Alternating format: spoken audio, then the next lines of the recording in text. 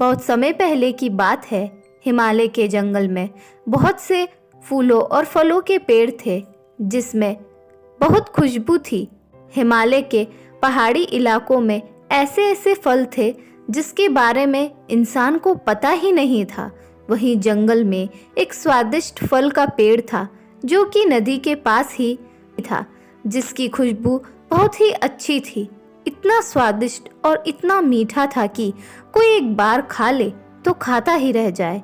और इस फल के पेड़ पर बहुत सारे बंदर भी रहते थे। उन बंदरों के बीच एक बहुत समझदार और ज्ञानवान बंदर था जो कि उन बंदरों का राजा था। उसका नाम महाकपि था। सारे बंदर अपनी राजा की बात मानते थे। जो महाकपि कहता था वैसे ही करते थे। वह फल खाते और पूरे दिन उसी जंगल के आसपास रहते। वे भी नहीं चाहते थे कि किसी इंसान को इस फल के बारे में पता चले। इस वजह से उस फल को पकते ही सारे बंदर उस फल को तोड़कर खा जाते। यहाँ तक कि नदी में एक भी फल गिरने नहीं देते थे कि कहीं ऐसा ना हो कि फल पानी में बहकर किसी इंसान के हाथ लग जाए, नहीं तो इंसान हमको भगा के खुद कब्जा कर लेंगे। वह नदी भी उसी पेड़ के नीचे से होकर गुजरती थी। एक दिन पेड़ पे वह फल पत्तियों से छुपा होने के कारण बंदर देख नहीं पाए और वह फल टूटकर नदी में गिर जाता है।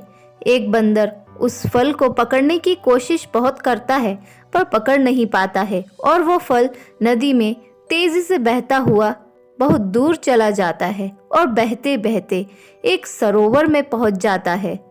उस राज्य की रानी सरोवर के पास राजा के साथ टहल रही होती है। तभी उन्हें बड़ी अच्छी खुशबू आने लगती है। वो खुशबू राजा का भी मन मोह लेती है। वे ढूंढने लगते हैं कि इतनी मनमोहक खुशबू किसकी है। अचानक उनकी नज़र उस फल पर पड़ती है और उसे खाने की इच्छा प्रकट करते हैं।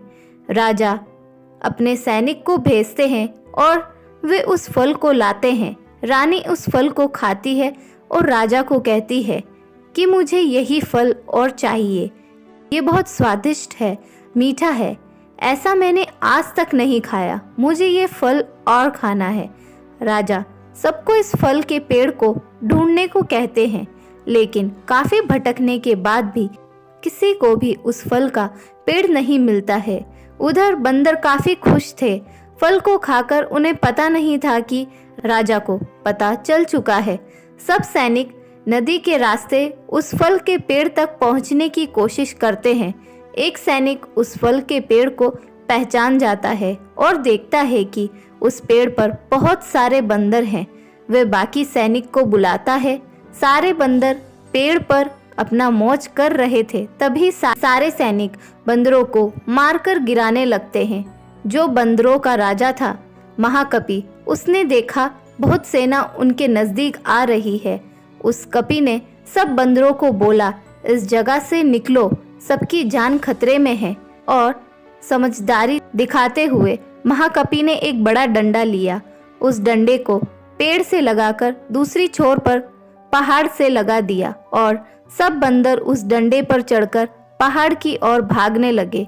पर उस भागदौड़ में महाकपि बंदरों से कुचला जा रहा था। ये सब नज़ारा सैनिक देख रहे थे। उन सबको उस बंदर पर दया आ गई।